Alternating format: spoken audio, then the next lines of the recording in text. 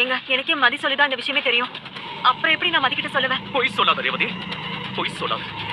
நானும் அம்மாவும் பேசிக்கிட்டு இருந்த விஷயத்தை ஒட்டு கேட்டு நீ அவகிட்ட போட்டு கொடுத்துருக்க, அப்படித்தானே? இல்லங்க, நான் சொல்லல. மதி கேட்கும் போதே உங்களுக்கு தெரியுமான்னு என்ன கேட்டாலே. கரெக்ட். நீ இப்படிலாம் கேளுன்னு நீ அவகிட்ட சொல்லியிருப்ப, அவளும் அதே மாதிரி கேட்டுட்டா. உண்மை சொல்லு, நாங்க பேசினத ஒட்டு கேட்டு அவகிட்ட போட்டு கொடுத்துருக்க. நான் போட்டு கொடுக்கலங்க. உண்மையை சொல்லு ரேவதி, நீ போட்டு கொடுத்தப்ப அவங்க வந்து கத்துனாளா? மதி கத்துனதுல தப்பு ஒண்ணு இல்லையேங்க. எதுக்குங்க உங்களுக்கு தேவையில்லாத வேலை? ஏன் அவ வேலையில எல்லாம் விளையாடுறீங்க? அவ பாட்டுக்கு நிம்மதியா வேலை பார்த்துட்டு இருக்கிறதுல உங்களுக்கு என்ன பிரச்சனை? அந்த கதையெல்லாம் விடு. நம்ம வீட்ல பேசின விஷயத்த நீ எதுக்கு மதிக்கிட்ட சொன்ன? உண்மை சொல்லு. நீ தானே சொன்ன, நீ தானே அவகிட்ட சொன்ன. சொல்லு, நீ தானே சொன்ன.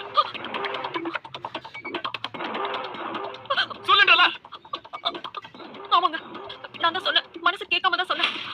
ஏன் வேலை போச்சுன்னு தெரியாம டென்ஷன்ல சுத்திட்டு இருந்தாலேன்னு சொன்னேன்.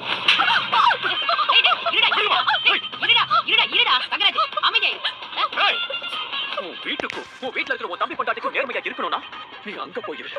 என் வீட்டுல இருந்துட்டு ஏன் சோத்த தின்னுக்கிட்டு எனக்கே துரோகம் பண்ணியா? பாரு, பொண்ணுன்னா எப்படி இருக்கணும்னு ஒரு வரமுறை இருக்கு. அந்த மாதிரி தான் நீயும் இருக்கணும். அப்படி இல்லன்னு பையன் இந்த தங்கராஜ் கேட்க தாண்டி செய்வான். அந்த கூட்டுக்குள்ள நிறுத்துறதுக்கு என்ன பண்ணணுமோ அதை நான் செய்வேன். இனிமே இந்த வீட்டுக்கு உண்மையா அமைதியா நீ இருக்கணும்.